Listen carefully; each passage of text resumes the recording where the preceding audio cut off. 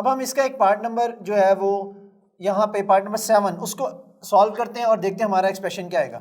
Part number 7 हमें ये कहता है कि integral under root of 1 minus cos 2x, integral under root of 1 minus cos of 2x और साथ हमारा चल रहा है dx। याद रखें कि यहाँ पे एक छोटी सी साथ कंडीशन हमें दी हुई है 1 minus cos 2x is greater than 0।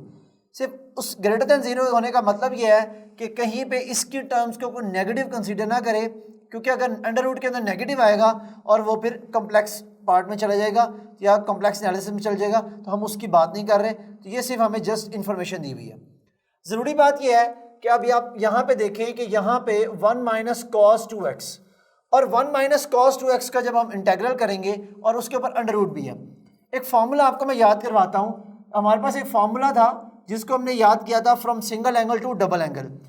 जो साइन एक्स होता है वो इक्वल होता है under root of 1 minus cos 2x over 2 के। इसको हमने याद ऐसे किया था from single angle to double angle.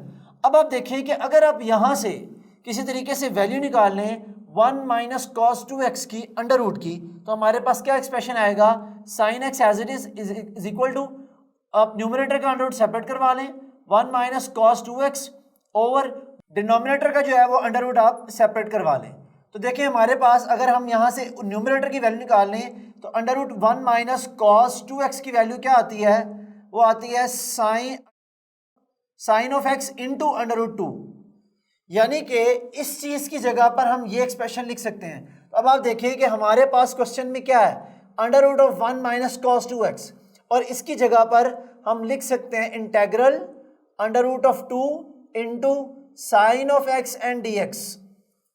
अब ये जो अंडर रूट 2 है ये एज अ कोफिशिएंट के तौर पे काम कर रहा है, और कोफिशिएंट हमेशा जो है वो हम इंटेग्रल से बाहर निकाल सकते हैं। तो यहाँ पे इस अंडर रूट 2 को हम बाहर निकालते हैं तो देखेंगे क्या एक्सप्रेशन बनेगा, under root of 2 integral as it is sine of x as it is and dx as it is.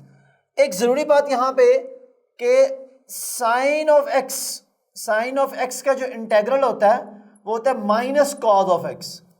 तो हमने डायरेक्ट, क्योंकि इस x का डेरिवेटिव dx साथ पड़ा हुआ है, तो हम इसको माइनस कॉस x में कन्वर्ट करवा सकते हैं।